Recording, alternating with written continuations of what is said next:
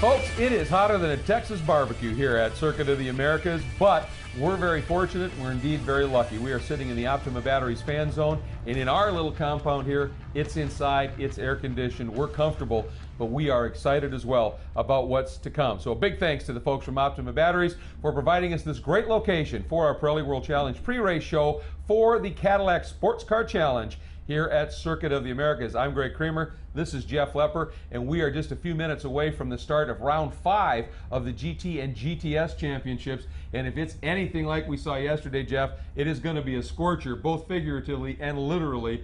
Great racing in round 4. Oh yeah, you said that right, and you got to look at Johnny O'Connell in that Cadillac Racing, Cadillac CTS VR, winning your title sponsor race, the boss's race, and so to speak. And Lawson Aschenbach, another GM car coming in first place in his Black Dog Motorsports Chevy Camaro, getting it done as well.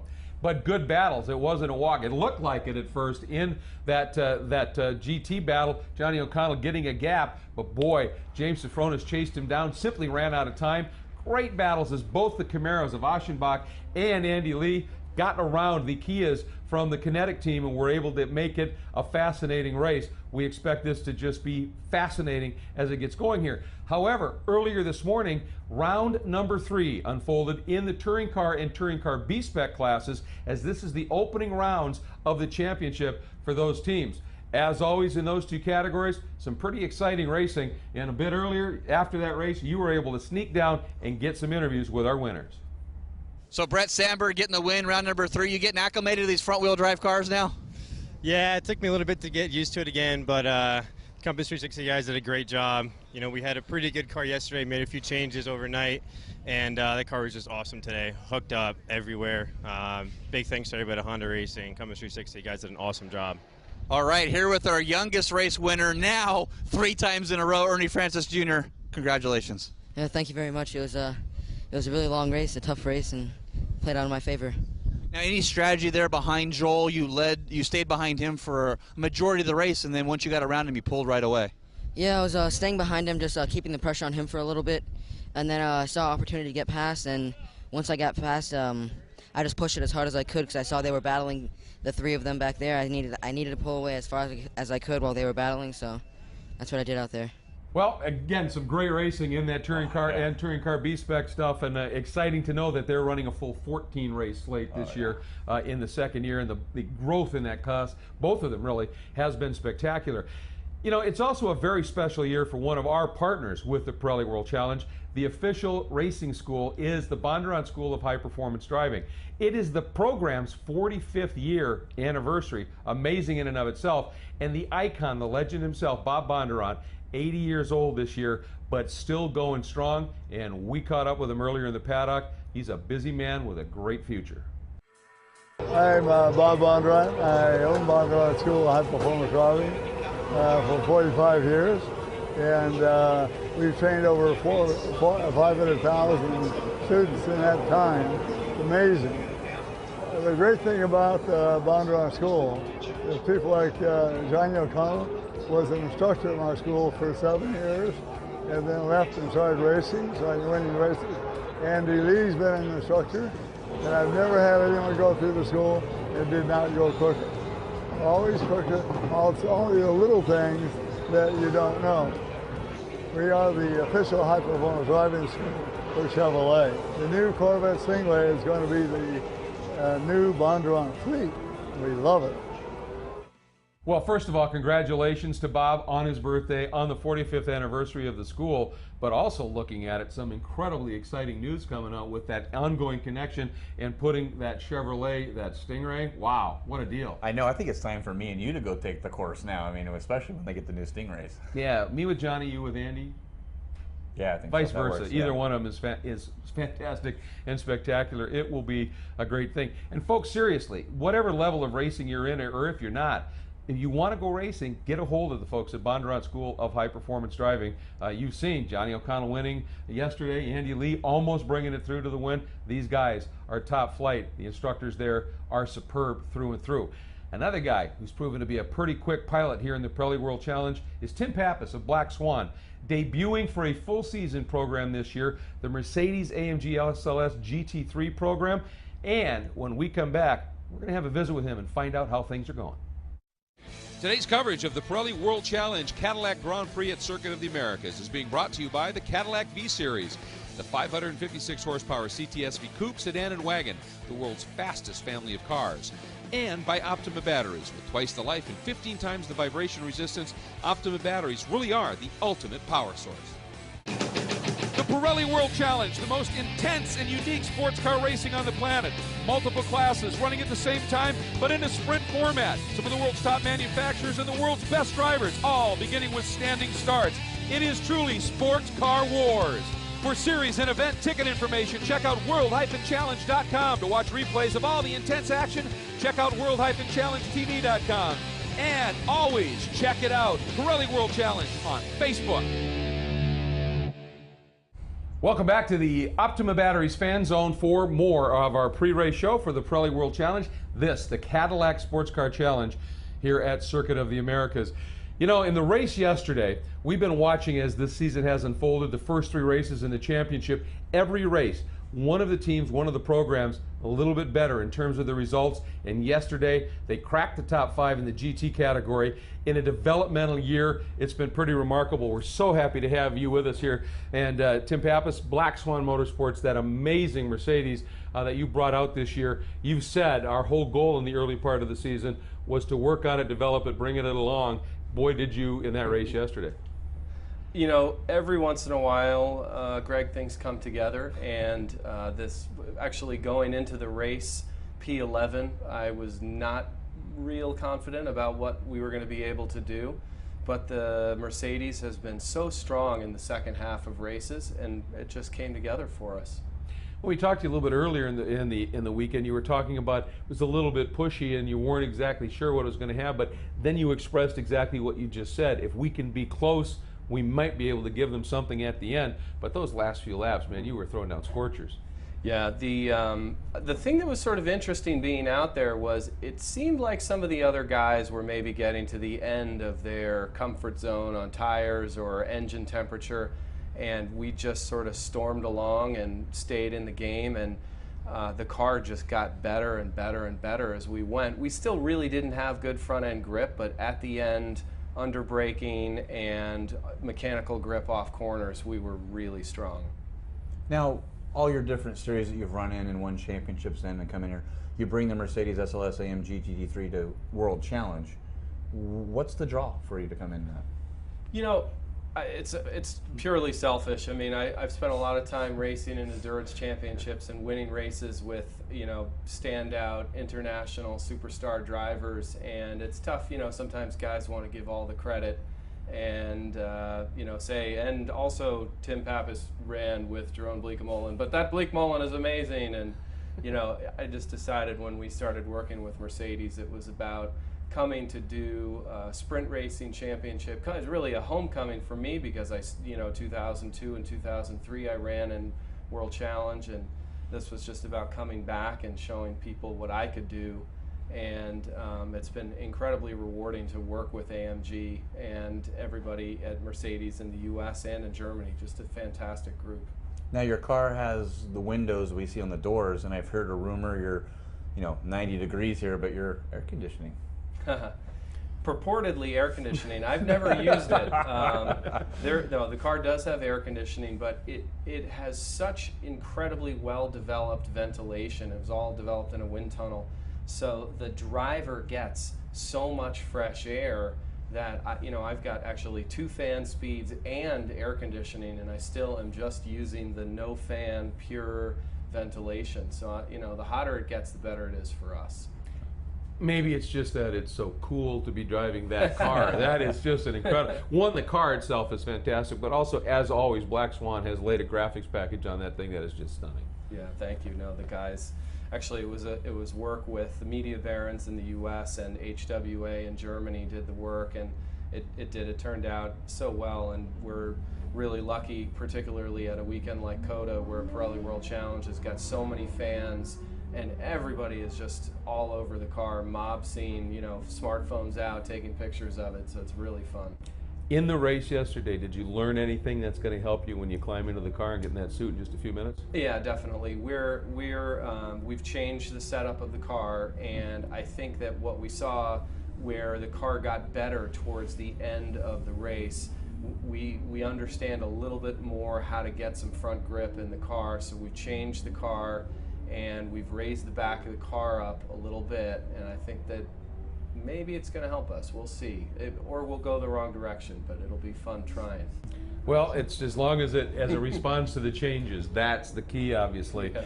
And of course, in that race, one of the great stories was the success that Johnny O'Connell had here at the Cadillac Sports Car Challenge, winning that race in the Cadillac. So when Johnny tells you what the key corners are on a track, now in particular this one, you better pay attention. And that means it is time indeed for us to get you to the Cadillac key corners and a look at this national course, 2.3 miles instead of the usual 3.4, in the hands of yesterday's race winner in that Cadillac CTS VR, Johnny O'Connell. Hi, this is Johnny O'Connell with Cadillac Racing, and this weekend World Challenge is at the amazing Circuit of the Americas in Austin, Texas. Let's take a lap. Big hill. Into turn one, you change down to second gear. Love this part of the racetrack. Third gear, into fourth gear. You are hauling through here. Up into fifth gear, and now coming up to a very exciting part of the racetrack. These are decreasing radius S's. You're right, you're left, you're into fourth gear now. Now down to third. Now coming up to really what has become one of my favorite parts. It's the shortcut. Back to the racetrack, you come through the chicane. Big jump there, hard on the brakes. Back, drift the car all the way out to the curb, into third, fourth gear, fifth gear. Now a lot of technique stuff, down into second gear, and you notice the road falls away. The thing about Circuit of the Americas, it's unbelievably smooth, like a billiard table, but a lot of nuance, little small elevation changes that myself and the engineers get challenged by. Anyway, we're back up into third gear, coming into turn 15, hard on the brakes, down to second gear, get low down, into third gear, fourth gear. Now we come up to a fun part of the racetrack, the carousel. We're in fourth gear. You can see slight elevation changes, inducing skids, oversteer, understeer. Hopefully getting into our apex, flat out in fifth gear. Turn 19, great corner, break down to third gear, into our apex, drifted out wide. Too much fun, up into fourth gear. Now coming up to our final corner, back down to second, sometimes third gear. Out on the straightaway, man, does anything get more beautiful than that? Well, there's a lap of Circuit of the Americas, the national course, 2.3 miles by the winner of round 4, Johnny O'Connell. And a very interesting place, certainly when you're on the national course, much more of a short course feel to it, lots of transitions, but you still get those long 16, 17, 18 corners. It's going to be interesting. They got to do it again. They got to do it in the heat of the day again coming up. Jeff, who are you thinking in GT? Oh man, Johnny O'Connell again. You can't go wrong there. Really pull away. If he can keep James Sofronis behind him, hit lap traffic the right way, I see Johnny O'Connell in that Cadillac CTS-V doing it again, making it 2 in a row. And you know what? I've got to take a quick look here at James Sofronis for the simple reason that late in the race, he found that speed that he always does. And early in the race, he got trapped behind Randy Popes for a little while, and that's what allowed Johnny to get a bit of a gap. If James can get the start he wants, latch onto the back of Johnny, I think we could see an awfully good battle, and maybe James get it done. GTS? Oh, Andy Lee, that Best IT, Bob Bondurant, Chevy Camaro, finished second today, right on the heels of Lawson, starting on pole today because it's based off a fastest race lap yesterday. So I look for Andy Lee to kind of get a little bit of a gap. Lawson may catch him, but I'm pretty sure that Andy Lee, with his Bob Bondurant experience, can keep him back at bay. Oh, nice plug. And I'm going to go with Lawson for the simple reason that Lawson talked about after the race. He said, we actually thought we had a little bit of a problem with the car as it relates to some tire use. He said, we think we may be able to solve that and be able to go a little bit quicker. Regardless, once again, it is going to be a spectacular race in both divisions. Oh yeah, definitely. You can't wait for the start of this thing coming up. I know, and it's coming up soon. As a matter of fact, it's time for us to wrap things up here, get into the booth. I'm going to try and head trackside again, and we're going to bring you the starting lineup in just a few minutes for the start of round 5 of the GT and GTS Pirelli World Challenge Championships. It's the Cadillac Sports Car Challenge right here at Circuit of the Americas, so don't go anywhere. Today's coverage of the Pirelli World Challenge Cadillac Grand Prix at Circuit of the Americas is being brought to you by the Cadillac V-Series, the 556 horsepower CTS-V coupe, sedan, and wagon, the world's fastest family of cars. And by Optima batteries. With twice the life and 15 times the vibration resistance, Optima batteries really are the ultimate power source. The Pirelli World Challenge, the most intense and unique sports car racing on the planet. Multiple classes running at the same time, but in a sprint format. Some of the world's top manufacturers and the world's best drivers, all beginning with standing starts. It is truly Sports Car Wars.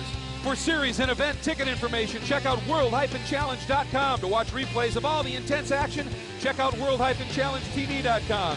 And always check it out, Pirelli World Challenge on Facebook.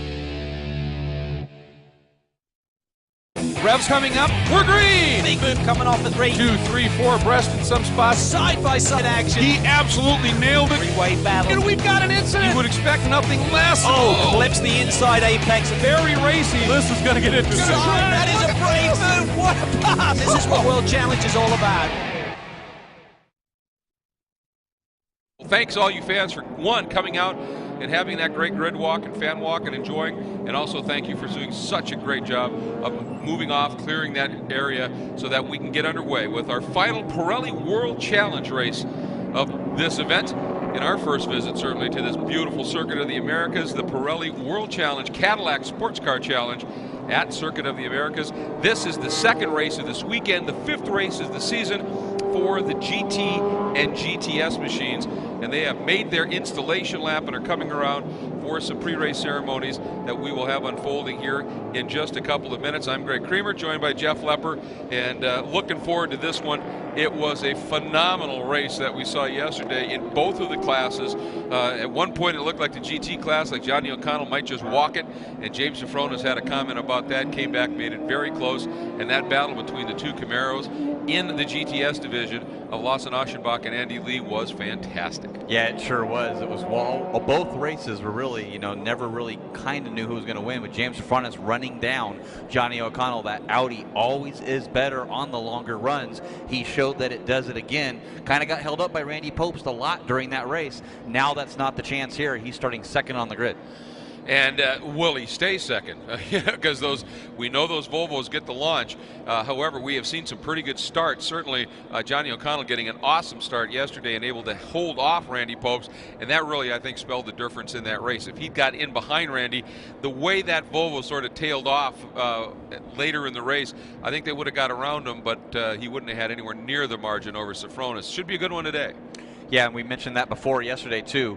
Catching Johnny O'Connell is a whole lot different than passing Johnny O'Connell. Boy, isn't that the truth? Absolutely. We're looking forward to a great race here. And here's an idea of just how interesting things are in the points. Right now, up front in the points, James Safronis with a great start to the season has a comfortable lead in GT. But in GTS, with Lawson Aschenbach getting his second straight win yesterday, the points difference, and keep in mind, folks, you can accrue all over 100 points depending upon how things go with a race win, leading laps, and the like. You can accrue over 100 points. After 4 rounds, Lawson Aschenbach sits second in the points, 1 behind Jack Baldwin. It's that close already. 4 races into the season. That's phenomenal stuff. Jeff, I think it's time to get a run through on our grid, and let's take a look at who's doing what here in the categories. Why don't you give us a look at GTS? Yeah, starting on the pole in our GTS. Now remember, folks, this was based off of lap times of the fastest race from round number 4 yesterday. So pole position will be Andy Lee in his best IT Chevy Camaro number 20. Lawson Aschenbach second in the number 10 Black Dog Speed Shop Chevy Camaro. On the inside of row number 2 for GTS will be Mark Wilkins in the Kia Motors America Kia Optima. Jack Baldwin, you mentioned him before, our points leader now, currently starting in 4th in that Motul StopTech Fometics Porsche Cayman S. Nick Janssen, the teammate there to Mark Wilkins in the other Kia Optima from Kia Motors America, starting in 5th. 6th place, the legend Peter Cunningham from Milwaukee, Wisconsin, his Acura HPD Real-Time Racing Acura TSX. The young kid, we have the legend Petey Cunningham, starting 7th, 17-year-old Alec Udell, local here from the Woodlands, Texas, the Motorsports Development Group, LaBeouf Towing Brothers, AmSource Capital, Ford Mustang boss. Starting in the 8th position, that will be Lou Gelati, 3-time Pirelli World Challenge Series champion in his LG Motorsport Chevy Camaro. In the 9th position, it will be the teammate to Lawson Aschenbach, Tony Gaples, the other Black Dog Speed Shop Chevy Camaro. Luis Cantanilla starts in his debut race weekend here, number 81 Porsche Cayman S from New York Spine Heritage One Day. Sorry about that. Scott Beauvais in the classic BMW Motul BBS Eibach BMW M3 taking his first start this weekend here. Second now on this weekend in the 11th position. Dane Moxlow in the Trenton Forging Eaton Steel Ford Mustang starts in 12th. Nick Hassan, the teammate to Petey Cunningham in the other Acura TSX from HPD Real Time Racing. Brad Adams in the number 14 Voodoo Dat Dog Yo MTV Raps had a great run in a race yesterday. Look for that car to move up in his Ford Mustang. Roger Miller, the Larry H. Miller dealership's Ford Mustang Boss 302 starts in 15th. Harry Curtin, the number 29 Best IT Bob Bondurant Chevy Camaro in 16th. Jim Taggart, that little tiny Lotus Exige S. It's lightweight, high horsepower, that little Lotus from Lotus USA Taggart Autosport. Eric Davis, the Stop Tech AE Performance Ford Mustang Boss starts in 18th, and his teammate Roger Rodas right behind him from El Salvador in the always evolving Performance Ford Mustang. 21st goes to Todd Neporoskia in the Chevy Camaro, the Total Performance Chevy Camaro. Joseph Cantinilla, the dad of Lucas, starts in the 22nd position in the other NY Spine Heritage One Day Porsche Cayman. Buzz McCall, the teammate there to Jack Baldwin. Jack Baldwin's old team owner in the Trans Am Series in his Motul Stop Tech Vometics Porsche Cayman on 23rd. Artie Topi, we saw him a little bit earlier, that Leo Capaldi Racing Ford Mustang Boss in 24th. Robert Stout, great story there, TRD, Ken Stout Racing, Lucas Oil, Scion FRS in 25th. Bill Ziegler, the Swisher Racing Pontiac Solstice, and also one of those 7 Global Motorsport Group cars in 26th, and Stephen Goldman in 27th, the ZSA Motorsports Camaro. Don't think he made the call here for the race today, unfortunately. Sad to see Steve not here. Absolutely it is. To tell you what, though, look at this shot on the grid. One of the things that the Pirelli World Challenge is renowned for and very proud of is our open fan walk on the grid. The fans can come out, get right on the grid with the cars, and be able to wander around, take a good look at these things in race prep mode, ready to go. And one of the things we also appreciate, of course, is when the words come to start clearing the grid, to do that as safely but as quickly as you can. But enjoying this moment here with the grid walk, and it looks like that clearing the grid has begun, and the fans here doing an absolutely superb job here. Let's now take you through our overall front of the grid, the GT category, the big boomers, the very high horsepower, high performance cars. Johnny O'Connell, his fastest lap in the race yesterday, a 1:34.1 in the race. Incredibly quick in his Cadillac Racing CTS VR, the number 3, giving him his 2nd consecutive pole here this weekend. It's the point leader that will start alongside. You take a look at the screen there, that beautiful Audi from Global Motorsports Group, Mobile 1 on that car, the number 14 of James Safronis. Starting 3rd, teammate to James Safronis, a great lap once again in the race by Duncan Endy as he clawed his way up through the pack, ended up 7th, but on his way set a stellar lap. And that Standorg organization, Merchant Services, GMG Audi R8 of Duncan Endy, number 24.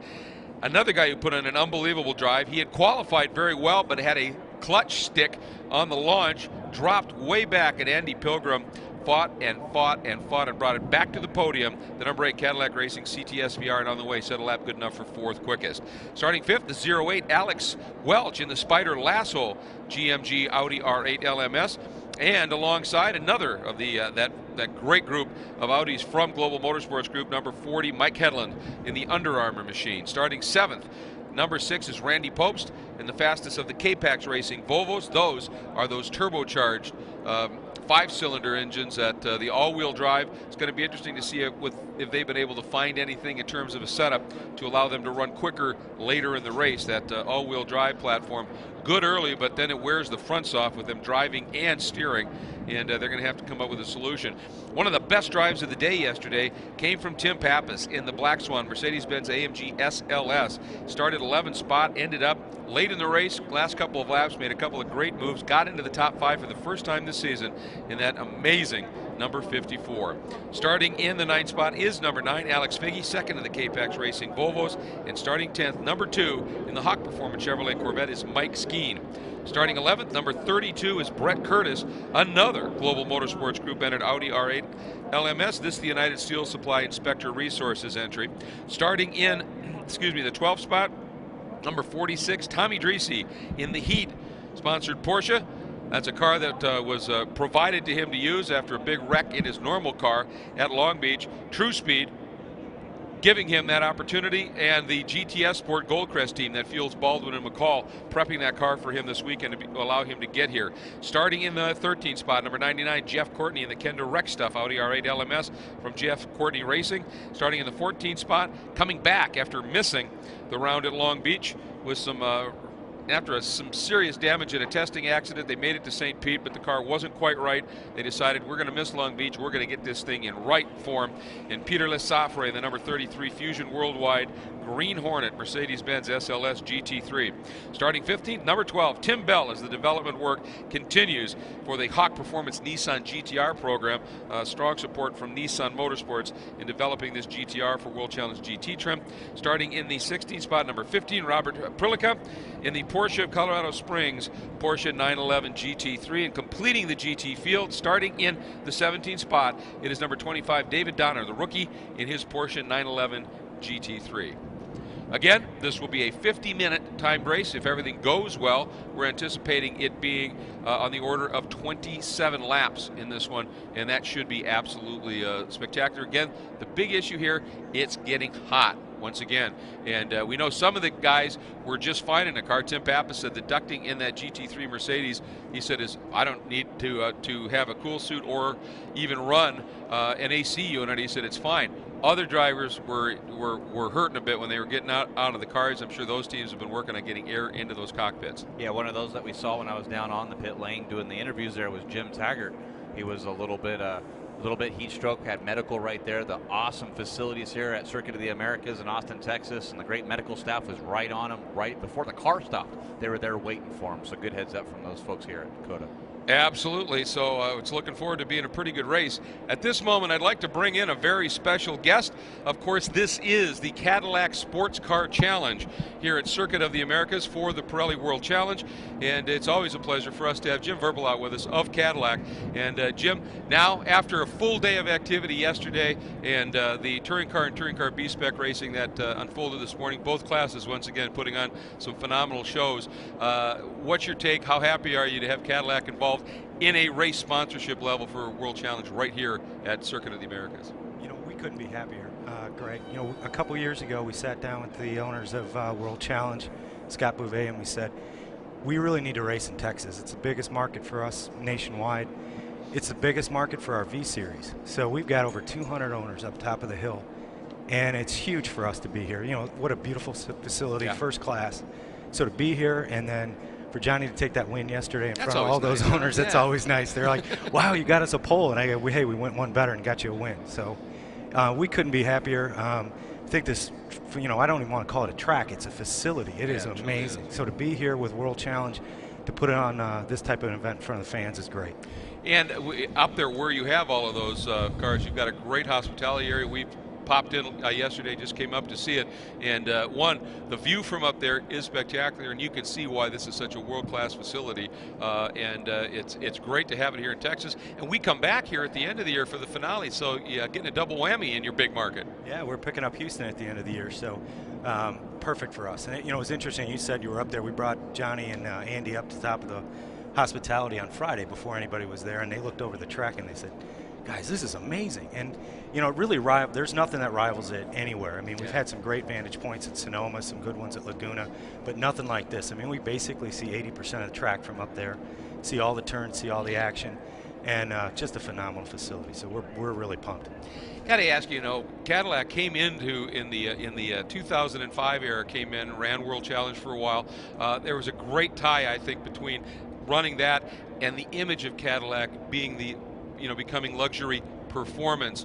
Then you took a little bit of a break. What brought you back? Well, a couple things brought us back. The coupe. You know, we brought the coupe body style. We knew we always wanted to race the coupe B. You know, we had a little delay on that program simply because, you know, it's about when the economy took a dip. So we never anticipated being out as, you know, for that 3-year hiatus. We thought it would maybe be a year or so. And that's what brought us back is the coupe. We said that's the body style we want to race and we want to run. And it's worked out beautifully for us. It has indeed, and the return here has been very successful. Once again, Johnny winning the championship last year. In the second year, you guys were in the championship, and the involvement continues. It's been absolutely spectacular. And I'll tell you what, you know, you pick any car, any class racing here this weekend, I don't think anything sounds quite like that Cadillac CTS-R V8. It's pretty awesome. You know, we're excited about that. In fact, we've had some of the Aussies come up to us, and even some of our Holden engineers, you know, that's part of GM, say, boy, does that thing sound amazing. It does indeed, and I'll tell you what, we're getting very close, so we're going to let you get that sound to rumble once again here on the front straight at Circuit of the Americas for the Cadillac Sports Car Challenge at Circuit of the Americas. To do the command, Mr. Jim Verpilot. On behalf of our friends at Optima Batteries and all of our Cadillac dealers and owners worldwide, welcome to the Cadillac Sports Car Challenge at beautiful Circuit of the Americas. Drivers, start your engines. Ah, nice. That is one of the great sounds in all of motorsports. We love it. Each of the cars out there has a remarkable sound. Certainly that big V8 thumping in that Cadillac is spectacular, but it's the orchestra, all of the different instruments from around the world and Pirelli World Challenge, when they all come to life, it is a beautiful symphony that unfolds at a very, very high pace. Jim, thanks so much for coming up. Hump yourself up to that great viewing platform and enjoy it. It's going to be an awesome one. Should be great. We've got 50 minutes, 27 laps of racing unfolding here for round 5 of the GT and GTS divisions of the Pirelli World Challenge, the Cadillac Sports Car Challenge at Circuit of the Americas, and the GT field is underway, and now the GTS field starts to move as well. Jeff, well, I'm getting pumped. This is going to be fantastic. We are looking forward to this one for sure. Yeah, I can't wait to do this. And let's move on into our Motul race analysis. This is a 2.3 mile, 20-turn road course, so a lot of turns in that little space. Yeah. It's going to be 27 laps or 50 minutes, whichever comes first, for round number 5 of the Pirelli World Challenge here at Circuit of the Americas. Speaking of Pirelli World Challenge, how about some storylines? We have Pirelli storylines. Presented by Volvo as well, and it's got to be, can anybody double up here today? Is it going to be Johnny O'Connell? Can James Safranis run those guys down? And I think it's going to come to a battle of the Camaros. Which one's it going to be? Is it going to be Lawson Aschenbach or pole sitter Andy Lee? Yeah, I had a nice chat with Petey Cunningham's crew, and they said we made some setup changes on the car. He said it's just that the heat in these long duration corners with a front drive car where the fronts are doing everything. He said we made some setup changes. He said, oh, we'll be a little bit better than we were yesterday. Maybe surprise these guys. You can never count out that real time crew. To be sure, talked to James Safranis right before the race started, and I said, you going to go a lap sooner? And he went, you bet. He said, I'm not waiting quite that late. We're going to see what we can do here. So there's a lot of fire in the bellies of these drivers here, especially the ones that were close to get to that top step. Yeah, by the way, we just want to make sure we welcome everybody that's tuned in live at challengetv.com. We had our pre-race show a little bit earlier. It was a little challenging with the big crowd here and the great fans at Austin, Texas to get from our booth up here to this booth to do this, man. I'm telling you, I was hoofing it to get over here, but it was pretty great, you know, from that. It was spectacular, and of course, we've been waiting for the had a great interview with Jim Pappas. Really what a drive he put in. Started 11th, and he said, our car gets good later. He said, if I make a mistake made, and he said, I think we're going to have something. He had the boy getting into the last lap. We jumped up at least 2 spots, maybe 3, to make the top 5 for the first time in that full year development program for that Mercedes-Benz. Look for more of the same from him today. Absolutely want to see that car, because it's a great looking car. All of our cars are great looking, but that car is amazing. Yeah, and well, he said it in our pre-race show, didn't he? He said, in the end, racers are all children, and we like shiny stuff. It's that simple. But I like his honesty in the pre-race show. He talked about, when I said, hey, you like coming over to World Challenge? And it was, I'm selfish. Yeah, do it myself. That's right. 50 minutes sprint race here, 27 laps. You make a pit stop or have a mistake, you are not going to finish well. Yeah, I mean, he's won 2 championships in the American Le Mans Series GTC division, but that's you're sharing the car with other drivers. And he said, this is it. This said, the focus is on you. You don't have to compromise the car setup the way you need to with somebody else. You just tell the crew, here's how I want it. Crew makes it happen, and then if it works, it works. If it doesn't, it's your fault. That's how it is, and that's how it shows. All right, folks, the grid is clearing. You see some of the officials making the move. The field here is so big, the back part of the GTS machines will actually grid around the backside of turn number 20. That's Tom Mickwell, and when everything gets settled, he will give the signal from the back of the grid. Not sure we'll be able to see it with the field all the way around the back, but he waves that green flag, which basically says the grid is clear, everybody is ready, and then it is a quick 5-second blast to the lights. Remember, those wheel-in lights, they're going to be on the right side of the screen if you're watching at world-challengetv.com. They'll be along the fence on the right side of your screen. You just see them come on. When they go out, that is the official start of the race. And hopefully we're going to have one barn burner of a race. As we said here in the pre-race show, it's toasty. Not quite as hot as it was yesterday by all of 2 or 3 degrees difference, but it's mid-90s again. 5 minutes. 5 seconds. 5 minutes, I mean. Here we go. Ready to go. Watch on that right side. Those red lights, they're on. When they go out, oh, and a huge rear. That's going to be a big penalty. I'm sure the rest of the field gets away. No stalls that I was aware of. And look at the move up to the inside, the 2 Cadillacs, and a great launch this time by Andy Pilgrim. He was so distressed when he started that run problem. They resolved it, and then look at that, a brace of Global Motorsports Group Audis. Yeah, look at that big line there, but how about that Cadillac 1 and 2? And not a very great start from our K-Pax Racing Volvo S60Rs. Picked up 1 or 2 positions, but we expected a lot more out of those Volvos. Split now by that Tim Pappas Mercedes and Mike Skeen's Chevy Corvette. And Skeen watched by Pappas right now. He's all ready to go and is looking, Dyson with him. And oh, Scott Bove in the BBS Motul BMW having a bit of a moment on the opening lap, going into the S's. Being offline, hopefully that's all it was. He's back on. Take a look at what's going on here for the rest of the field. And oh boy, Rick Boucher right there on the inside of Harry Curtin there. Yeah. Getting kind of close quarters back there in our big GTS field here. Johnny O'Connell. And there's the call right there. Oh, yeah. 33. That's Carlos Alfred. And then Morgan Racing now. Mercedes SLS AMG GT3. Started. Yeah, they wasn't even close. Yeah, but it's and sometimes you get the energy and the adrenaline. One lap in the book, and as they come by, the 2 Cadillacs of O'Connell and Pilgrim, then James Safronis, then Duncan Edwards, then Mike Hedlund, then Alex O'Connell Ford, GMG Audis, bringing it by, and then Skeen and Pappas. Skeen got by Pappas and a big move down to the inside by Randy Pope, trying to get by Tim Pappas as well. And it looks like Alex Figge had already managed to do that. Pappas trying to fight. Oh, big squeeze there by Popes. And Pappas at the last second when he's going to turn in. Breathe out of it and save the front end of that Mercedes so he can continue to run here. That's going to be interesting to see. Right behind that, Jeff Morgan looking pretty strong as well. Yeah, that's good. Rick stuff. That is the not part of the Global Motorsports that is a private airport here. Jeff Morgan Racing. So great to see him up there in 11th place range.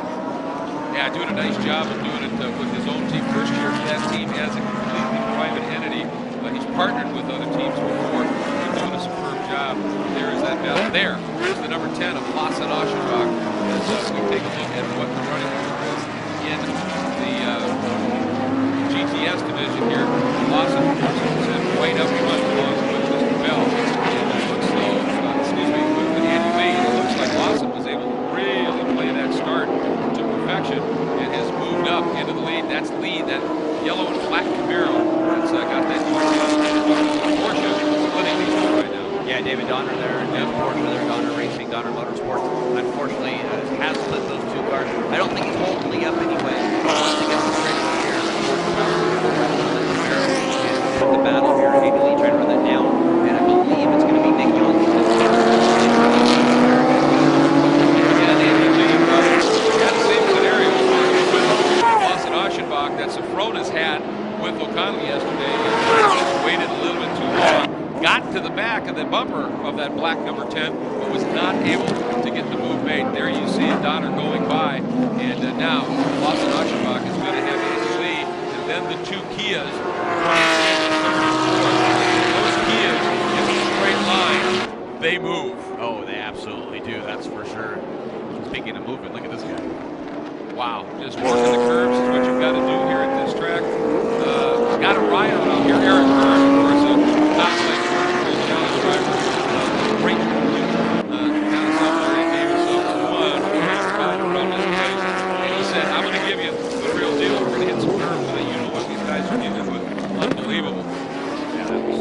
Right there, I got the right one of the. Oh, Oh, no, Connell! what's this? He's got it. Looks like something wrong with the left front. I don't know whether it looks like it might be a broken suspension or something. Yeah, I don't see any marks where there was contact with it. No, definitely saw that left front tire shaking, and heartbreak here. That put Cadillac 1-2 with O'Connor and Pilgrim. Now the Cadillac Racing GTS out front. Andy Pilgrim, the number 8.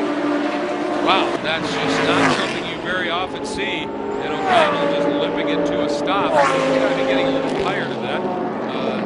Had that wind with the piece of debris right through the radiator, and now probably a piece of debris through the suspension. So that's going to put Zafronis up into second, and Duncan Endy is going to be sitting in third.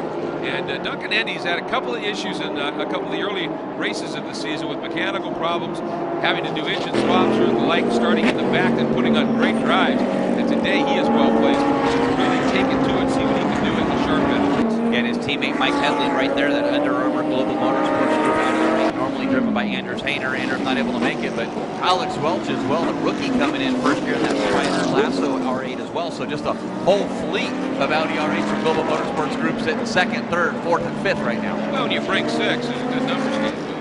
Yeah, I think you played the odds on that one, right? Exactly. Headland doing a very nice job, as we talked about, qualifying in the 6th spot and showing that he's got the absolute raw pace for it. And interestingly, Alex Welch qualifying in 5th. Those two guys making a little bit of a swap from qualifying positions, but both of them showed some pretty good speed in the early parts of the season here. But it's Pilgrim over Zafronis and Endy in GTS. Continues to be Aschenbach, Lee, Janssen, then Wilkins with Baldwin sitting in 5th in that Motul. Oh, and O'Connell just trying to gently lift that thing all the way around and get it back to the pits. Or maybe he's just now trying to look for a safe spot to pull over so we don't have any calls. No, I got to believe the championship and the success he had here yesterday, he had to try to salvage every single point he can for any problem. Oh, no, he did stop again, so it looks like he is going to be the safety. See the SCCA Pro Racing stewards on the radio. Great position for him, now he can stay green. Absolutely, it was a great job. Johnny O'Connell, pretty savage. Raced a long time, won a lot of championships. Things happen in racing, and when they are, if you can pull off, not affect others out there in the race, they will certainly appreciate it. Talking about Jack Baldwin and Motul StockTech Momentics GTS Sport Goldcrest, that's the team. Came in talking about it, and Jack said he was really, really proud of that run yesterday. Unquestionably, that car is more stock than any other car in the GTS category out there right now. He said, we're just bringing the neck out of the car. He said, it's amazing what it's doing. We just don't have the pace relative to the others. He said, but we can run those laps, lap after lap after lap. And he said, we just stay in it, and there at the end, it's a good job. I think he actually used the phrase or something here in the Australian. It's like a boomerang. Yeah. Let the guys go out. Come on back, you betcha. And behind him, there's the World Challenge legend, Petey Cunningham, in that Acura HPD real-time Acura that had qualified a little bit better, then slipped back, drifted backwards as the race unfolded. Like I said, talking to we have made some changes. We think we found something. He said, whether we'll be able to be right there in the front, we don't know. It should be better than we were yesterday, especially late in the race. Yeah, you mentioned Legend. Grassroots Motorsports, our official media partner, did an article about who actually has the most professional sports car racing in America. So nobody in sports car racing in America has a victory. He's got 2 up, because I think Randy Popst he's got to be right there on the top of the list as second or third, indeed. There's a good look at Mike Skeen, that Hawk Performance Corvette, just currently running in the 8th spot right now, behind the 2 Volvos. Alex Figge indeed around Randy Popst, did that at the start. And then Tim Pappas is watching back there in that Black Swan Mercedes. There he is, that silver and green liveried machine as they come up here. And the 2 Volvos right now. You know, it's interesting. You go to different tracks, different packages, different types of programs, more effective on some, less effective on others. And that's what makes this series as well interesting. You go to a lot of different tracks, and at a couple of racetracks with this one car, it's going to shine, it's going to be strong. At another track, another car might be a little bit stronger. I think we're seeing that play out right here.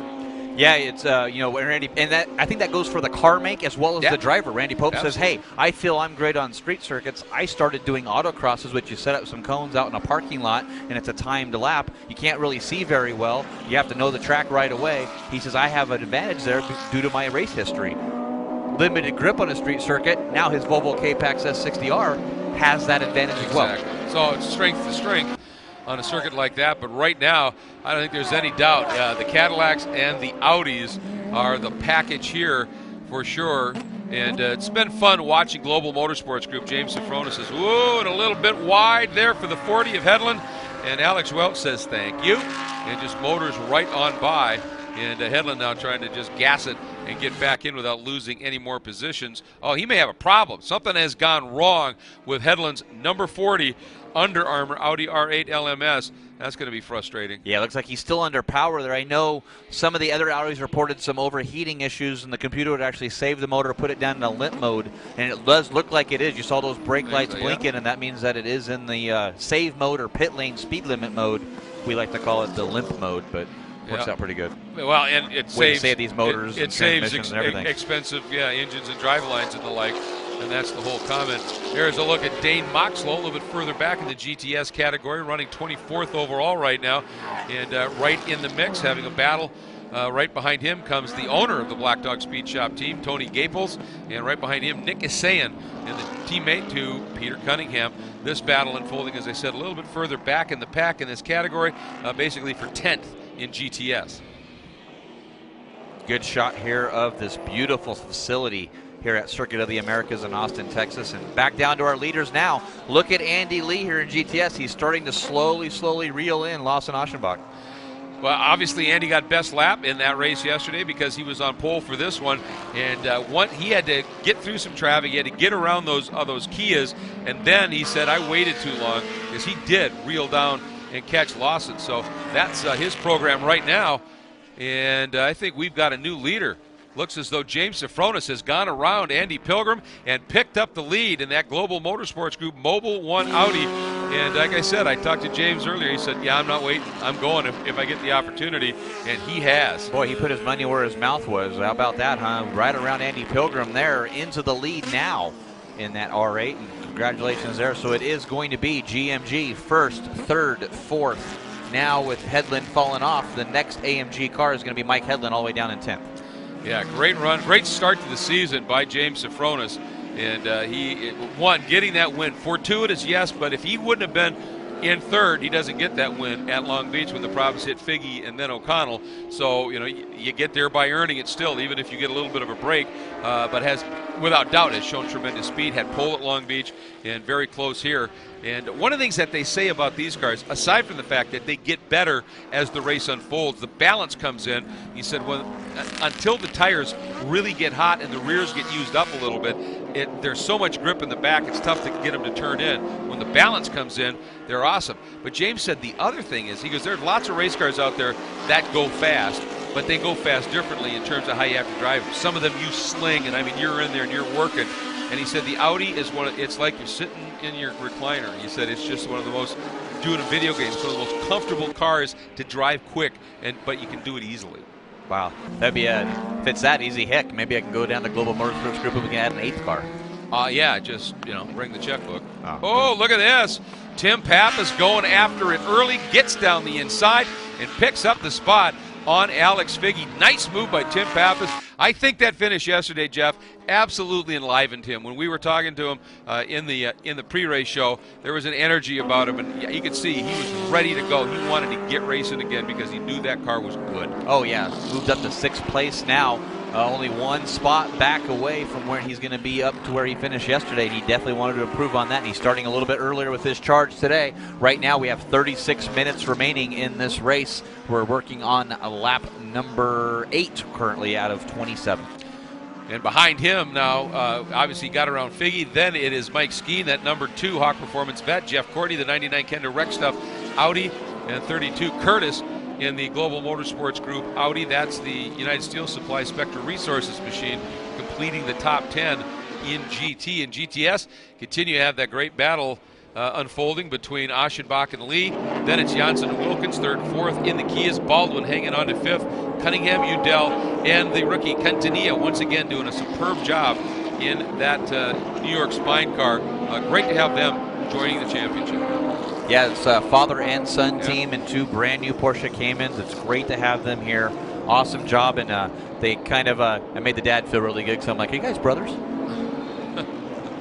You're just looking forward to interviews with him later. And I just want to go down there for the free lunch. They had a nice catering thing set up, so you butter them up, you get the free lunch. You're going to do well as an announcer and a media guy, because that's really what we live for, you know. All right, now this is going to get interesting because Peter Lesafra in the Fusion Worldwide Green Hornet Racing Mercedes now is going to come up as he's trying to catch the back of the GT field, and is going to work his way through our leaders in GTS. Nice job there. Really didn't impede Andy at all in that Crown 7 Bondurant IT machine. Now the question, and Lawson going, no, you're not going to blunt my run here.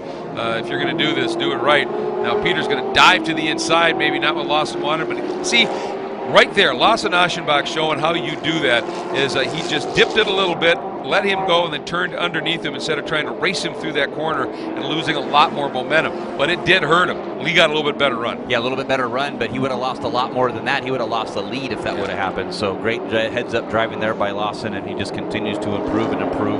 2-time winner this year in Pirelli World Challenge. And like we said, comes in here 1 full point behind point leader Jack Baldwin. And as I said, folks, you can accrue over 100 points for a race win in World Challenge. So to have it 4 races in down to a point gives you an idea of just how intense the battling is here in the GTS division, in all of them, but certainly in GTS, between a guy in a Porsche and a guy in a Camaro in the GTS class. Yeah, the different parity through the series. Over 20 different makes here this weekend with all 4 of our category cars here in the Pirelli World Challenge to try to get all those cars to match so that any given racetrack, every car would have a chance to win. We're getting a report. One of our cars that I think is Dane Moxlow is going to be doing a drive-through. I didn't quite catch the reason. Dane right now sitting in the GTS category with that battle he'd been having with Gelati and the gang. That's going to be put on hold. As Andy Pilgrim right now just trying to do whatever he can to the car right now, just went onto the bottom of the screen. That's your leader, Sofronis, and Pilgrim trying to do whatever he can to stay with him. There is James Sofronis, and just a Cinderella season on a lot of levels for James. You know, he started racing BMWs as Greek Brothers Racing. He and his brother started off, and they did some World Challenge stuff. Then he and Fabrice Caduba built this Global Motorsports Group company as an aftermarket provider, you know, sort of a speed shop, if you will, specializing in Porsches. Came up with a World Challenge line of parts derived from this championship, and they have continued to work and work and work on that. And he said it's been a long haul, but you know, to be in a spot where we could, it's busy, but comfortably bring 7 cars here, that's just a great achievement off the racetrack for this team, and he's showing what they can do on it. Yeah, and of course they've got a new shop built and everything down there. I believe they're in Santa Ana, California now. Loving it right there. Long Beach win has got to be a highlight of his career. You know, winning that 2 times now for Long Beach, and first time here. And you walk down to there, it literally is a compound with 7 different cars that they have set up. And now trying to get win number 3 here. I know he's such a nice guy, very much a family man, great guy. Walked up to him earlier when he was walking out of that compound. I looked at him and just kind of said, "Hey, when are you going to step this program up?" You know, it's just tremendous what they've been able to do, and done that with a great connection. I think it's been a great dynamic. I think he certainly has brought a lot to the Pirelli World Challenge, but the Pirelli World Challenge has been instrumental in the development and growth of Global Motorsports Group. There's Scott Bove, again running that Motul PGG BBS BMW, and running been having a pretty good, bit of a battle. He had that early spin, and so he's just now trying to fight back through the pack. Yes, in 19th, he saw Roger Rodas right in front of him, is kind of dragging that left rear bumper, and I'm not sure which car that is. Roger unfortunately had a problem at Long Beach or wiped that car out. Yeah. Of course, Paul Walker from Fast and the Furious fame and a lot of other movies there, partial owner of that team as well. Roger had to give a call, "Hey buddy, can I borrow your race car?" And I'm sure Paul Walker was more than gracious, did that. The guys literally built the car today, stickered it up right before the race, got him out in the race, and they're back at it here again, of course, with teammate Eric Davis. Yeah, absolutely. There are those two Kias running 3rd and 4th, and behind them you see Jack Baldwin in the Porsche, and right behind him, Petey Cunningham running 5th and 6th, and that battle's starting to heat up just a little bit. Yeah, I like to see those two veterans go at it, and it kind of makes you think that the front-wheel drive cars maybe just buying their time a little bit. You don't want to burn off these Pirelli B0s, because these Pirelli B0s, man, they can take a beating. But if you do abuse any tire, it's going to hurt. So my old driving coach, Stan Fox, used to tell me, you can make the tires talk to you, you just can't make them scream at you. That's basically exactly it. You know, they'll let you know, they'll protest at a certain point, and you've got to be wary of that. And I think I think you're absolutely right. I think those two Kias said, we went out hard early. We ran with these guys, ran the fronts right off the car. These long duration corners just will chew up a front drive tire, and I think that's exactly right. I think he's saying, let's just save it and then have something left at the end. And I think that's Petey Cunningham's plan as well. And again, you know that Kinetic Motorsport and that Kia Motors America Optimus, they didn't just sit still after the race yesterday. They went through, what can we do to optimize the setup to give us a little bit more speed, a little bit more life. And a lot of like these top teams have, they have multiple data to look at too. Two different cars they can kind of go through and see where, as a driver, you can see where is this driver better than me, where am I better, and I can try to find where I can improve my lap times as well, not only from the car side, but on my own driving side. Yeah, watching Tommy Dreesy in the heat Porsche as it comes through. Tommy Dreesy, folks, whenever you go to a movie and you see those big life-size cardboard cutouts in the movie theater lobby for upcoming movies, that's what Tommy's company does. So he always has a great relationship with the Hollywood movie industry, and as a result, always puts some great movies on the side of that car, and it's a lot of fun. Meanwhile, watching Andy Pilgrim, and Andy now is starting to run a little bit more with an eye to the mirrors, I think, because coming up hard astern in that Standorf Merchant Services Global Motorsports Group Audi R8 LMS is one Duncan Eddy, who has proven to be a tremendous racer. You know, he's still struggling, I think, to just get the max speed out of these R8 LMSs in qualifying, but in race trim, he's strong. And Andy really got held up there by one of the GTS machines, and Duncan is there. Yeah, you can't pass anybody down from that turn 2 complex all the way down to turn number 6, and Andy held up a little bit. Here's Duncan Eddy on the brakes, right on the back bumper now, that Cadillac CTS VR. Yeah, he would have, I think, given it a go, but Andy sensed it, just sort of drifted to the left a little bit and said, you're not going to get one that early. Now we'll see what Duncan can do, since he's basically there. And at this point, you know what's going to happen here. Andy's just going to be turn in a little bit earlier, and of course that slows you down, and it also will heat up tires a little bit more because you're tightening up the radiuses, but you've got to defense yourself, be a little defensive when you've got somebody coming up. This is for second. You don't give it up easily, and they are coming up on the back of 6th, the GTS, Petey Cunningham. Yeah, all the way caught up there all the way. So, man, James DeFrontis has checked out now, over 6 seconds lead in this battle. But don't count out Alex Welch as well. We noticed it during our touring car and TCB race. If these guys start racing side by side, that's going to help Alex Welch close that gap in that Spider Lasso R8. Yeah, and right here, Andy is hoping he can get by Petey Cunningham, and that Duncan won't. And Duncan is just saying, no, I'm going to try it, Petey. And there you go. Petey, another driver with less experience, may have continued to turn in. There would have been contact, and they both may have broke.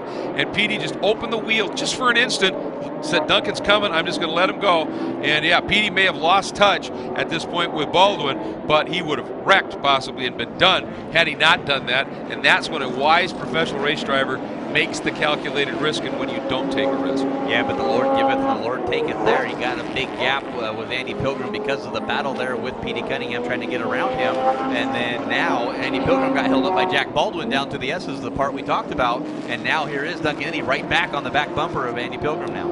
Oh boy, this is going to be close here, as Duncan definitely has the bit between his teeth. And that Audi is very, very stout the deeper we get into a race. And at this point, don't want to jinx anything.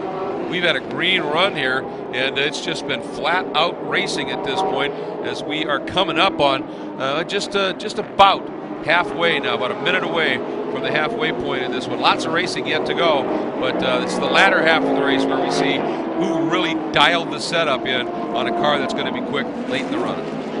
Yeah, it's really going to start paying dividends here halfway. And remember, if we get a halfway point, it is going to definitely affect there. As you see now, our GT leader, James Safranis, getting through our GTS leaders of Lawson Aschenbach and Andy Lee. Nice clear sailing. You saw the gap back there to Andy Pilgrim. That's where he's at as the number 52, always evolving performance, Roger Roadhouse Mustang, had to pit and get that rear bumper ripped off. Hopefully he don't hold Safranis up a little bit, because like we said, it may be 6 seconds, but that can evaporate in a heartbeat here. Yeah, it was close. He came out and James was right there, but I think he got through with it. One thing I'm noticing is that Lawson Aschenbach, you watch the lines through the corner, both of those Camaros of Lawson in the Black Dog Speed Shop and the Crown 7 Bondurant IT entry of Andy Lee there, that black and yellow car, they're both about equal speed, but Lawson, that car's moving around a lot more as he's doing it. Big quick spin by Tommy Dreese in the Porsche, but no harm, no foul, gathered it up, and we'll get going again right in front of our GTS lead battle. Yeah, I don't know, Tommy doesn't want to spoil the show there, so he got underway quickly as he could. And boy, Tommy really affects my movie budget on these different movies he has on his car, man. It's like I know which movie to go see based on what Tommy has on his car. Yeah, basically. It's pretty effective advertising, certainly, to be able to get out and do it. And if you've ever had a chance on a fan walk or an autograph session to visit with Tommy, I wish that we could extract that out of his veins and bottle it and sell it, because he is one of the most effervescent human beings you're ever going to meet. And great personality. If you want all Pirelli World Challenge pits and paddocks are always open, come on by and talk to everybody. And got to talk. Look at that little bump there from Andy Lee coming off. It's going to be a drag race now coming down the straightaway. I think Andy needs to tuck in behind Lawson here, but he's going to leave his nose there and see who has more power. Yeah, I think Andy came in there and loosened him up. Rubbin's racing, right? That's right. Here is Andy Lee to the inside. No, Lawson shuts the door. But I think that's the indication. Andy is telling Lawson, look, you're squirming, you're bouncing around. I'm here, I'm quick. You better not make a mistake. Now, the one thing you can be pretty confident about Lawson Aschenbach, he's not going to fold under pressure. If his car is going off or Andy's is just getting better, it may be something inevitable, but you don't often force a Lawson Aschenbach into a mistake. No, not at all. And you saw the little glimpse there of Andy Pilgrim now and the battle with Duncan Indy from second, third in GT, right behind our leaders in GTS. And they'll be wanting to come through, because I'm sure that neither one of these drivers want to spoil the show for each of them. But boy, you got to be really careful if you're an Andy Pilgrim. You want to way sideways there. There's Duncan Indy now to the outside. Yeah, boy, I'll tell you, that was fortunate for Andy. I think Duncan would have been through if it hadn't been for those two. And here he comes. Duncan has knifed through, and right there, Andy, he got offline, out of rhythm just a little bit. And by the time he could really get back to the apex in that next corner, Duncan had already stuck the nose down underneath, and now Duncan is going, yeah, exactly what Duncan wanted. I'm going to put a car between you and me here as we get through this long arcing corner and give myself a little buffer before we get onto that front straight. And there, Lawson Aschenbach opened the door up and said, go, I'm coming right behind you, buddy, don't hold me up. Boy, there was a piece of paper maybe room between those two bumpers. Did he type that? Thank God it wasn't a Post-it note, because if the glue on the Post-it note probably would have caused both those cars to crash. And look who's joined that battle, essentially, with that moment by Andy. Duncan getting through, but it slowed them both up. And just behind Lawson Aschenbach making the move, that is Alex Welch. And Alex Welch has been putting up some pretty good numbers in terms of lap times here, and he's bringing Popst and Pappas right with him, and Popst down the inside of Lawson Aschenbach. And that may have been problematic, except that right behind Lawson Aschenbach is Pappas, and so there was not a lot Lee could do in that scenario. No, he was kind of stuck there. And now Tim Pappas splitting the two Camaros. I know that Pappas wants to get around him as quickly as possible. That really opened the gap up now between him and Popes. Yeah, this is where Pappas will, this might be the only time he's hot inside that car. It's just will be because he's hot and bothered, and he couldn't quite get around that guy until now. Now he'll pull out. But he lost a bit of time in that battle to Mr. Popst, and that yellow striped blue Volvo. Right there is Randy Popst, just hanging on to a top 5, working through some of the GTS machinery and trying to stay with Alex Welch. So we're going to take a bit of a break here on world-challengetv.com on our global web stream. We'll keep calling things right here at the track, of course. But it is currently Safranis over Andy Pilgrim, Welch, and Popst in GT. And in GTS, it continues to be the Camaros of Aschenbach and Lee, the Optimas of Janssen and Wilkins, and the Porsche of Jack Baldwin. Today's coverage of the Pirelli World Challenge Cadillac Grand Prix at Circuit of the Americas is being brought to you by the Cadillac V-Series. the 556 horsepower CTS-V coupe, sedan, and wagon, the world's fastest family of cars.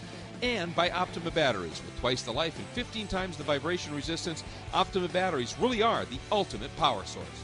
The Pirelli World Challenge, the most intense and unique sports car racing on the planet.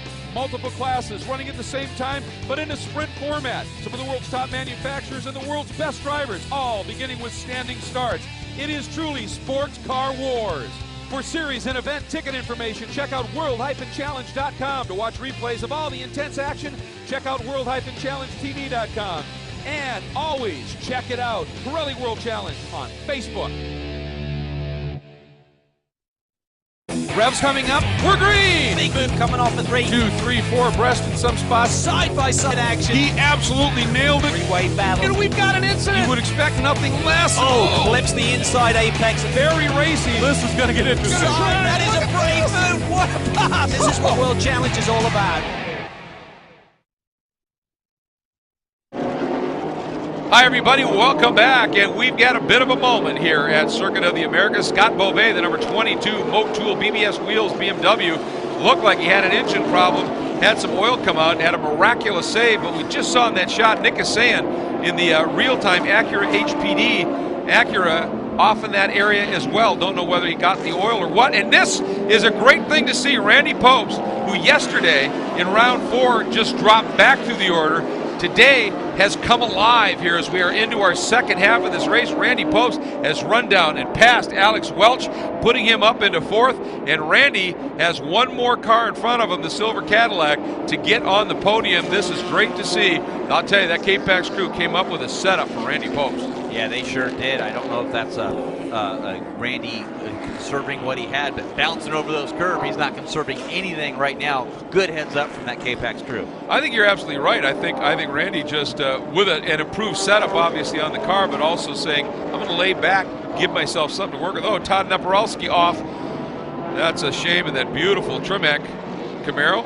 Yeah, they're down through that S's again there. There's Scott Beauvais, and there's Alex Figge now spun as well. There's got to be fluid down on the course. We need to get a look at that with 4 different cars now spinning off through the S's.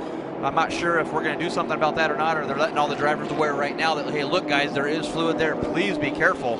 If you run offline, you will hit that. And I'm sure the workers have that yellow and orange stripe flag waving furiously, which is a surface flag, meaning there's a change in the service. And now we're getting a call. Safety car might be standing up, and it's either for the oil on the track or it's for all the cars that are parked in that area, especially if they've stalled.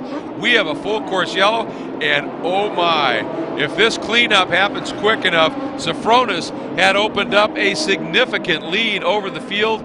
As this unfolded, almost 10 seconds, it's gone, and those guys that have been racy here, they get to cool off those tires and see if anybody can come. This is going to be fascinating. Yeah, but great call there from the SCCA Pro Racing crew. They saw the problems that was going on, made the call immediately, sent out the safety car.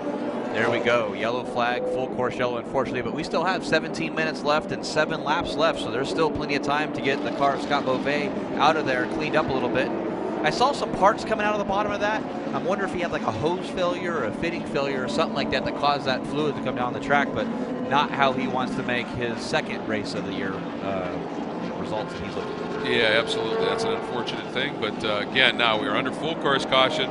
This is going to bunch this field up, and it's interesting. It's going to bring those Kias a little bit closer to those Camaros. Jack Baldwin, Petey Cunningham, both of these classes. Any margins that were there, of course, gone. And it's going to be fascinating because, you know, the one thing we were watching was Andy Pilgrim. Clearly, that car was not working as well as he wanted it to the longer this race went on. There's a look at Scott Beauvais out of the car and over there chatting. Johnny O'Connell. He's still at it. Yeah, but stopping once again. Must be, Johnny, this is not Le Mans. You can't stop along the straight and pick up barbecues the whole way. Exactly. We don't have that here, but that's a shame. Yeah, it is sad for that team. That Cadillac CTS VR won the race yesterday, was on the pole yesterday, looking for the same results today on the pole, but unfortunately, if he's not winning the race or out front, he's stop on the side of the track. Yep, Safronis, Endy, Pilgrim, Popes, Welch, your top 5 with Pappas lurking, Skeen, Courtney, Figge, and Curtis. Nice run by Curtis up into 10th. And then, of course, once again, in the GTS division. It's Aschenbach over Lee, the Camaros, Janssen and Wilkins, Baldwin, Cunningham, Udell, Lucas Cantanilla, the rookie in the Porsche, Lou Gelati. This is he considers this his home race right now, and it's great for him to be able to be here in his LG Motorsports machine, and Dane Moxlow sitting in the 10th position. And I think Dane is delighted this weekend after problematic starts at St. Pete and Long Beach with incidents. You know, one of them, I think, just a mistake. The other one, he actually had a mechanical issue. And yesterday, he had a pretty trouble-free run, and that's what he needed. He needed to get just some laps and some seat time in this car. Door open for Johnny O'Connell. I think he's just trying to get it cool. Looking over that right front where we saw that that wasn't he? Well, the left front was actually the problem. Oh, so I think he's still trying to see where it's coming from. I'm sure the wheel looked like the wheel was shaking in his hand. He probably looking, checking the whole front end and seeing what was going on with that. Yeah, there he sees the problem now on that left front wheel, and he'll hop over the wall and gives a big thumbs up there to some of the fans and the FCCA volunteer, by the way, safety crew here, course marshals and flaggers. Yep, an amazing group, these course marshals, all the volunteers. There's so many, and you know, so many different areas at a big event like this where you have to have volunteers. You just couldn't do it with a full-on paid staff. It's so many specialties. These volunteers, every bit as important to a race weekend as any one of these drivers and or teams. And the ones that, of course, are most obvious are those that are out in harm's way, out on the track with the course marshals, providing information and assistance to these drivers as these races unfold. Well, we have some special treats here from the Pirelli World Challenge, and as we do each one of our broadcasts, we give away a car here in the Pirelli World Challenge. So talk about a giveaway prize. That's right, if you play the Facebook game Cartown, now is your chance to win one of the Pirelli World Challenge cars from the game Cartown. Here is your question that you need to tweet to @WC Racing. Make sure you use the hashtag PirelliWC. Who won the Optima Batteries best standing start here yesterday in round number 4 in our GTS race? Tweet that answer to @WC Racing, hashtag PirelliWC. That's very cool indeed. Why don't you tell people how they can follow Pirelli World Challenge in terms of social media? Lots of opportunities. Go to our Facebook fan page, search for Pirelli World Championships there. You can look at that at the Pirelli World Challenge, and then we also have Twitter at WC Racing, on Instagram at Pirelli World Challenge as well. So a lot of great social media there, sharing all kinds of stories. If you can't make it to the track, here's your chance to see what's going on. Each individual team posts stories as well. We have our live web stream. Once again, I want to welcome everybody there at world-challengetv.com. We had a great turnout from the great fans here in Austin at our driver autograph session yesterday, our Pirelli World Challenge Performance Zone. We have the Pirelli World Challenge Social Media Lounge presented by Recaro. I mean, just the partners and the fan experience that you fans have. Look on the website, go to Pirelli World Challenge, look at World-Challenge, and see where we're coming in a market near you. Come out to a race. Oh, please do. You'll love it. It is as inviting a paddock as you're going to find, and not just from a series perspective, but the teams and drivers love to have the fans come down and visit.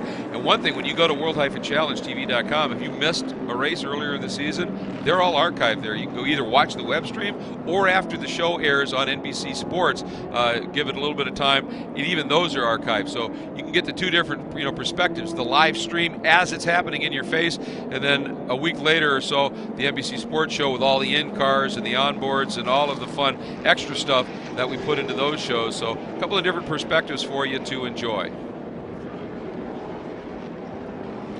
We are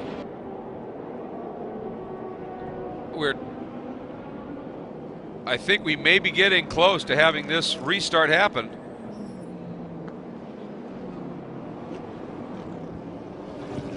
All right, we get the indication this next lap will be, we get one more lap under caution. They feel the cleanup will be done, and we're going to go back to racing. Not a lot of time, but you know what? It just turned it into a shootout sprint of epic proportions, I think, here, because this is going to be phenomenal with both classes compressed, all of those margins gone, guys able to cool tires, brakes, maybe themselves, although sometimes these cautions actually can be harder on a driver than the racing, depending upon how the ducting works, because it's the car moving along that gets the air to the drivers.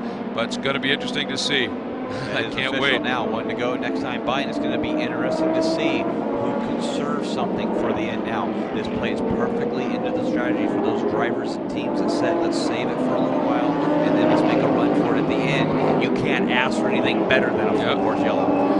Well, it's going to be interesting because we saw Randy Popes looking very strong suddenly, coming on big time. But if that was because he had conserved and the guys in front of him the tires were a little too hot, they've now had a chance to cool them off. I mean, it's really a crapshoot to see after this long run who keeps the tires at just the optimum tire temps and pressures for the restart that can get it jump if they want to.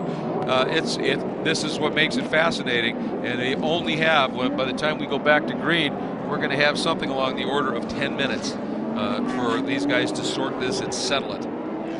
Yeah, it's going to be about enough time for about 3 laps, maybe 4. So it's gonna, if you're gonna have to get it done, you're gonna have to get it done quick. You cannot afford to lack back a little bit and say, okay, I'm gonna try to see if I can get a run. No, your run has to be when that green flag comes out.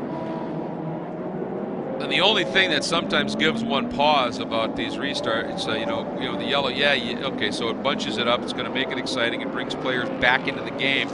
But also, when you're bunched up on these restarts, that's when you can have another incident. So the drivers need to be very, very good about being clean on the restart and then go racing. And these guys are professionals, and we're looking forward to seeing this play out right now. A little bit of courtesy here by the camera boys. There's a great shot of Rick Boucher in that Motul SPL Parts Nissan 370Z from Nissan Performance as well. You know, helping out with that. Big support there from Motul as well, and great job from Rick Boucher. Still in this field, had a lot of problems this year at the incident at Long Beach. Great to see him still running.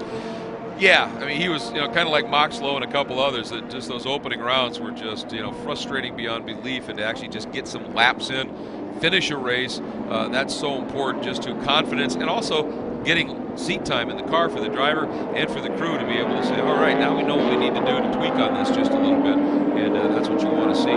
That's one of the reasons, the Volvo team, this was the first year that they haven't had some monster development going on, either in originally developing that car or when they went with the brand new body style and the like. This year they've just been able to massage, and they've come out swinging. We're about to swing the restart green as James Safronis, Duncan Andy Pilgrim, Randy Popes, and Alex Welch, the top 5, bringing it up to the line, and we are green. Safronis timing that one very, very well. Look at Andy Pilgrim. Doesn't want to waste time. Duncan Andy going to defend, but Pilgrim's going to force the issue. Pilgrim is through. He is into second, running wide. Andy even wider. And look at Randy Popes. He's going to sweep the outside, that all-wheel drive, giving him some grip out there. He's by Andy. Then a look. Ooh, for a minute there, showed the nose, and we've got Aschenbach and one of the Kias. I think that is the number 36 of Nick Janssen getting together. Oh, wow, and huge damage there, and that car is in a bad area through turn number 1. Before this course goes full course yellow, you better make your passes now because the race is on until the caution. Unbelievable. Look at this. That is the number 24 of Andy trying to get by Popes, knowing that there may well be a caution coming unless Nick Janssen is able to limp that car off. So Andy knows he lost that spot. He got snookered. And tell you what, that was a classic pass by Andy Pilgrim. He was not going to be denied. He was decisive when he made the move, to the point that there was nothing Andy could do. And the experience of a Randy Popes, that allowed him to pounce on the opportunity, and a big change. Andy from 2nd to 4th, and these 2 guys moving up. And obviously Aschenbach, that's a huge thing for Lasse Aschenbach. Serious in this points championship battle, and to get knocked down the order like that. He was able to continue, but he's going to be way, way down as things happen. Here we go, coming by with 40, well, let's see, so 45, that'll be 7 minutes remaining. 7 minutes remaining as this lap completes, Jeff. And they did let the drivers know that there is a car off driver rights in a relatively low-speed part of the course off the track there. You see how far off he is, so we might be able to stay green here and finish this race out. Well, they let a car sit up there a little bit earlier this weekend in one of the races, thinking that odds are, you can never be sure of anything, but odds are it's not going to happen. There is the 38 of Wilkins, and he has got Jack Baldwin starting to heap some pressure on. So in GTS, Lee leads it Wilkins, Baldwin, Cunningham, Udell now up into the top 5 for the young 17-year-old from Texas. Yeah, how about that? Your Isn't that home cool? race coming up here. They consider this their home race. Of course, Houston will be their home race as well. Texas is your home no matter what. There is the lone Kia Optima now from Kia Motors America. Mark Wilkins in second. And Jack Baldwin, how about that? A points machine now.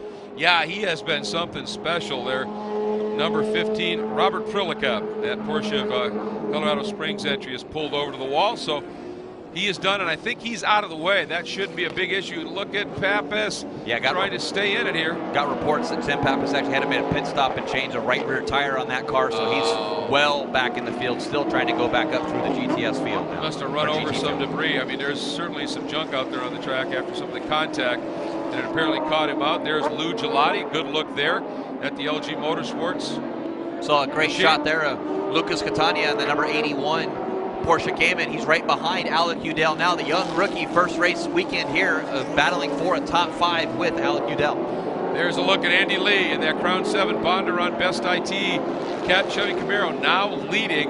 And he has had tremendous pace all season long, had a couple of mechanical problems that took him out of potential wins, one of them by tinking the wall at Long Beach. So he now is on his last lap with Wilkins right there, then it's Baldwin, then it's Cunningham, and look at this, Camaro, Kia, Porsche, Acura, Pirelli World Challenge, baby. This is what it's about, and it's fantastic. Yeah, battle of the brands taking place right here in our GTS class. It is Andy Lee leading in that Best IT Bob Bondurant Chevy Camaro, and he has to win because I picked him. Yeah, well, there you go. Now, keep in mind, folks, this is our final lap, so we're going to be really spotting what's going on here. Good battle. That's Lou Gelati. Again, down the order a little bit, but important. Here's Sofronis. And boy, when it went green, one, he timed the start perfectly, but he was also driven a couple of brilliant laps here. There's Pilgrim, but he has got Randy Popes all over the back deck of that beautiful silver Cadillac.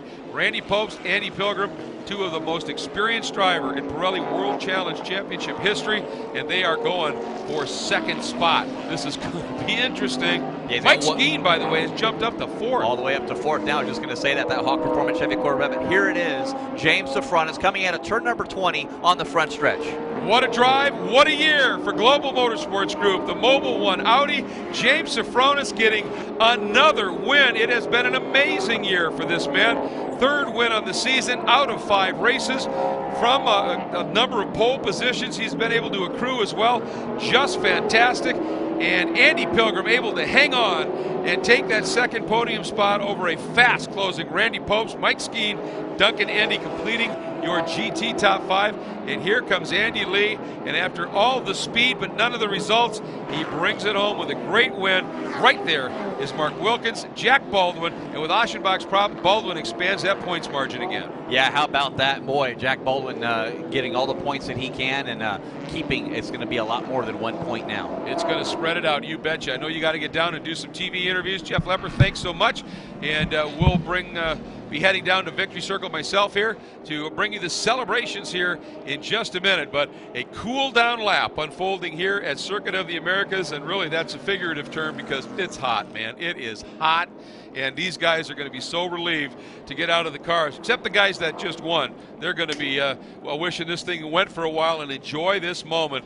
And James Sofronis, an amazing season for both he, Global Motorsports Group, and that team and crew that have done such an incredible job. Andy Pilgrim, after the frustrations of yesterday with the clutch problem on the start, dropping way back and fighting his way up into the top 5 today, is able to bring it home in second at the Cadillac Sports Car Challenge. That's always special. And Randy Popes, after an abysmal day yesterday with that car, they were able to really hit the setup today, and Randy drove it brilliantly, bringing that Capex Volvo up onto the podium. There is your winner in GT. A great run by Andy Lee with that Kia right behind him, and enjoying this moment too for Mark Wilkins, and then of course Jack Baldwin completing the top 3 in GTS. And you know, you take a look at it, at what unfolded. We talked about the variety on the podium and in the top 5 in GTS. How about Audi, Cadillac, Volvo, Corvette, Audi? That's pretty darn good in GT as well. So that's wrapping up round number 5 of the Pirelli World Challenge Championships right here at Circuit of the Americas, the Cadillac Sports Car Challenge at Circuit of the Americas. Great great weekend of racing to be sure. Next round of the championships are going to be unfolding in Detroit at Belle Isle coming up the weekend after Memorial Day. So if you're going to be in that area, come on out to the Belle Isle Street Circuit, if you will, on the island, and join us there. It's going to be awesome. I'm going to head down to Victory Circle, so on the World Wide Web on world-challengetv.com. Thanks so much for joining us here from Circuit of the Americas. We will see you next time. With that, I'm going to head down to Victory Circle, guys. Today's coverage of the Pirelli World Challenge Cadillac Grand Prix at Circuit of the Americas is being brought to you by the Cadillac V-Series, the 556 horsepower CTS-V coupe, sedan, and wagon, the world's fastest family of cars.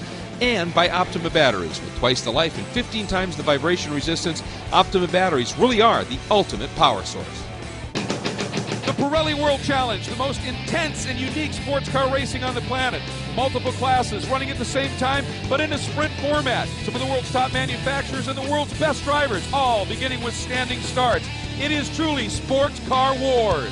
For series and event ticket information, check out world-challenge.com. To watch replays of all the intense action, check out world-challengetv.com. And always check it out, Pirelli World Challenge on Facebook.